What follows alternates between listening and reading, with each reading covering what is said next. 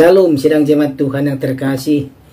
Kita bersyukur kebaikan Tuhan terus kita rasakan hingga saat ini. Kita patut bersyukur. Sidang jemaat Tuhan, kita mau masuk dalam renungan kita, persiapan hatinya. Namun sebelumnya kita memuji Tuhan. Kita katakan kepada Tuhan, Tuhan pimpin anakmu. Kidung jemaat nomor 413. Tuhan pimpin anakmu agar tidak tersesat, akan jauhlah seteru bila kau tetap dekat. Tuhan pimpin arus hidup menderas, agar jangan ku sesat, pegang tanganku erat. Amin.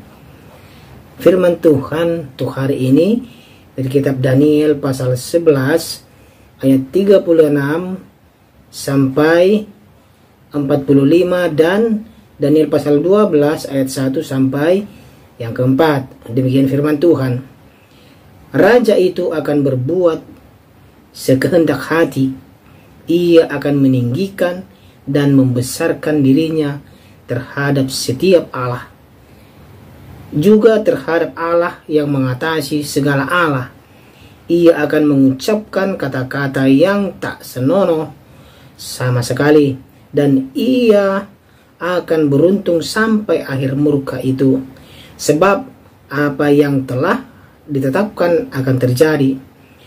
Juga para Allah nenek moyangnya tidak akan diindahkannya, baik pujaan orang-orang perempuan maupun Allah manapun juga tidak akan diindahkannya, sebab terhadap semuanya itu ia akan membesarkan diri. Tetapi sebagai ganti semuanya itu, ia akan menghormati dewa benteng-benteng, dewa yang tidak dikenal oleh nenek moyangnya, akan dihormatinya dengan membawa emas dan perak dan permata dan barang-barang yang berharga. Dan ia akan bertindak terhadap benteng-benteng yang diperkuat dengan pertolongan dewa asing itu. Siapa yang mengakui dewa ini akan dilimpahi kehormatan. Ia akan membuat mereka menjadi berkuasa atas banyak orang, dan kepada mereka akan dibagikannya tanah sebagai upah. Tetapi pada akhir zaman, raja negeri selatan akan berperang dengan dia, dan raja negeri utara itu akan menyerbunya dengan kereta dan orang-orang berkuda dan dengan banyak kapal, dan ia akan memasuki negeri-negeri dan menggenangi dan meliputi semuanya seperti air bah. Juga tanah permai akan dimasukinya, dan banyak orang akan jatuh. Tetapi dari tangannya akan terluput tanah Edom, tanah Moab, dan bagian yang penting dari Bani Amon. Ia akan menjangkau negeri-negeri, dan negeri Mesir tidak akan terluput. Ia akan menguasai harta benda emas dan perak, dan segala barang berharga negeri Mesir. Dan orang Libya serta orang Ethiopia akan mengikuti dia. Tetapi kabar-kabar dari sebelah timur dan dari sebelah utara akan mengejutkan hatinya, sehingga ia akan keluar dengan kegeraman yang besar untuk memusnahkan dan membinasakan banyak orang. Ia akan mendirikan kemah kebesarannya di antara laut dan gunung permai yang kurus itu. Tetapi kemudian ia akan menemui ajalnya, dan tidak ada seorang pun yang menolongnya. Daniel 12 ayat 1-4. Akhir zaman, pada waktu itu juga akan muncul Mikhail, pemimpin besar itu, yang akan mendampingi anak-anak bangsamu dan akan ada suatu waktu kesesakan yang besar seperti yang belum pernah terjadi sejak ada bangsa-bangsa sampai pada waktu itu. Tetapi pada waktu itu bangsamu akan terluput, yakni barang siapa yang didapati namanya tertulis dalam kitab itu. Dan banyak dari antara orang-orang yang telah tidur di dalam debu tanah akan bangun, sebagian untuk mendapat hidup yang kekal, sebagian untuk mengalami kehinaan dan kengerian yang kekal. Dan orang-orang bijaksana akan bercahaya seperti cahaya cakrawala, dan yang telah menuntun banyak orang kepada kebenaran seperti bintang-bintang tetap untuk selama-lamanya. Tetapi engkau Daniel, sembunyikanlah segala firman itu dan meteraikanlah kitab itu sampai pada akhir zaman. Banyak orang akan menyelidikinya dan pengetahuan akan bertambah. Demikian firman Tuhan. Tema kita pada hari ini adalah jangan sombong. Saudara yang terkasih dalam nama Tuhan Yesus Kristus, mengapa kesombongan bisa dianggap begitu berdosa? Kesombongan berarti memberikan pujian dan penghargaan kepada diri kita sendiri untuk sesuatu yang Allah lakukan. Kesombongan berarti mencuri kemuliaan yang seharusnya diperuntukkan bagi Allah saja. Kesombongan pada dasarnya merupakan penyembahan terhadap diri sendiri.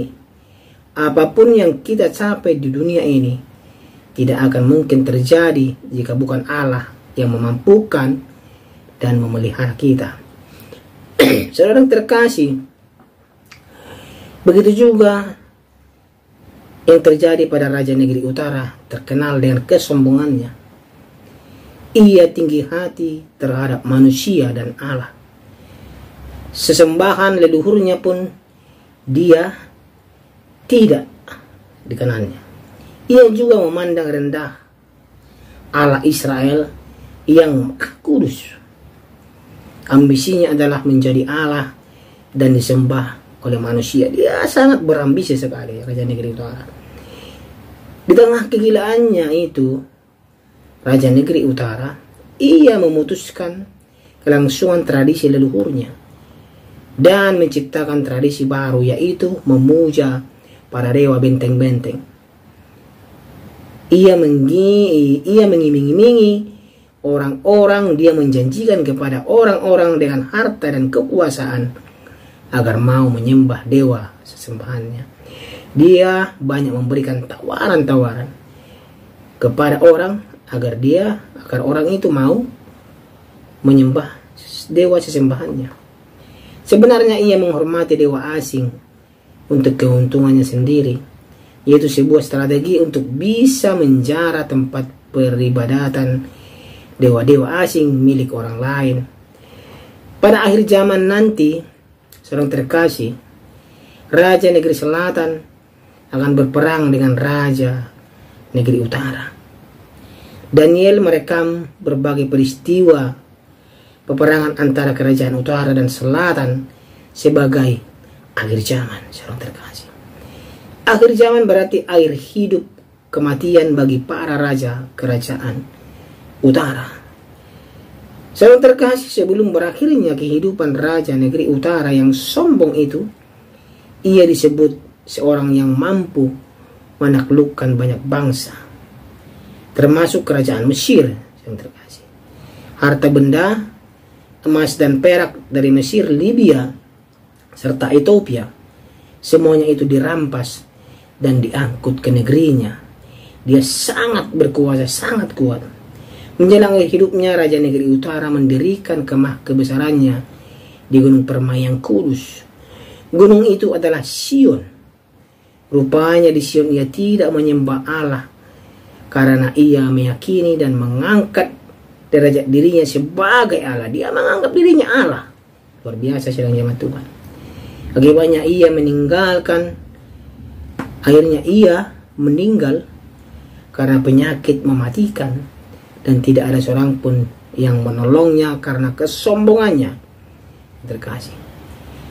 Sikap sombong terhadap sesama menunjukkan tindakan yang tidak terpuji, jemaat Tuhan. Apalagi meninggikan diri terhadap Allah seperti raja negeri utara. Biasanya, saudara terkasih, seseorang congkak karena kepercayaan diri yang berlebihan, atau juga ia merasa memiliki sesuatu yang bisa diandalkannya, yaitu kekuasaannya. Kesombongan seperti ini sudah pasti tidak bertahan lama. Karena itu, saudara terkasih, tidak ada gunanya seorang pun tinggi hati karena hidupnya singkat di dunia ini. Kita ada keterbatasan di dunia ini, jemaat Tuhan. Sebab suatu hari semua orang akan kembali kepada penciptanya. Apa yang kita sombongkan? Tidak ada yang kekal di dunia ini, jemaat Tuhan. Kita akan mengetahui bagaimana ciri-ciri orang sombong menurut Kristen, baik sombong dalam kehidupan sehari-hari maupun sombong rohani. Yang pertama, menentang otoritas di atasnya, yaitu Allah. Dia menentang Allah. Dia merasa dirinya hebat. Dia merasa tinggi hati. Dia merasa yang paling tinggi. Merasa paling benar di segala hal. Apapun itu. Suka pamer pencapaian. Saya sudah berhasil melakukan ini. Saya sudah berhasil melakukan itu. Dia suka pamer dengan keberhasilannya. Menggunakan firman Tuhan untuk menutupi kesombongannya, agar dia dilihat orang adalah benar. Padahal untuk menutupi kesombongannya, dia pergunakan firman Tuhan. Dia beralat firman Tuhan. Terus berbicara namun tak mau mendengar.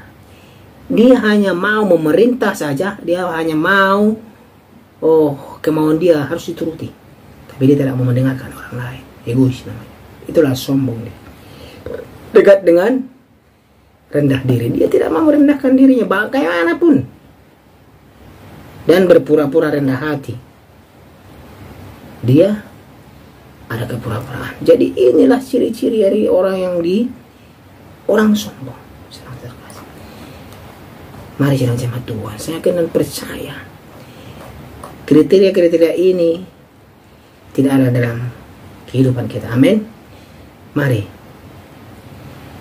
kita yakin dan percaya kehidupan kita ini mau menjadi berkat di tengah-tengah orang lain. Amin. Amin. Mari kita berdoa. Terima kasih ya Tuhan untuk firman yang mengajari kami agar kami tidak sombong. Ajar kami terus Tuhan untuk selalu melakukan yang terbaik untuk Tuhan. Di dalam nama Tuhan Yesus Kristus kami berdoa. Amin. Tuhan pimpin anak-Mu agar tidak tersesat. Akan jauhlah seteru bila kau tetap dekat. Tuhan pimpin arus hidup menderas, agar jangan ku sesat. Pegang tanganku.